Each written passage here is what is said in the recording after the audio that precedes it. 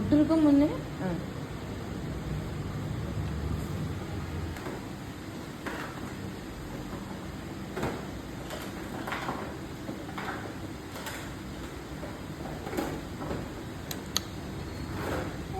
கொத்துக்கா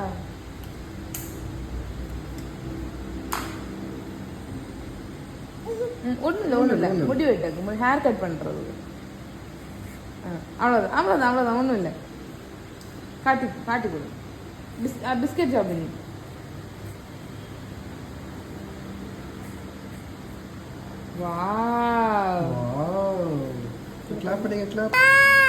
கண்ணாடி போயிருங்க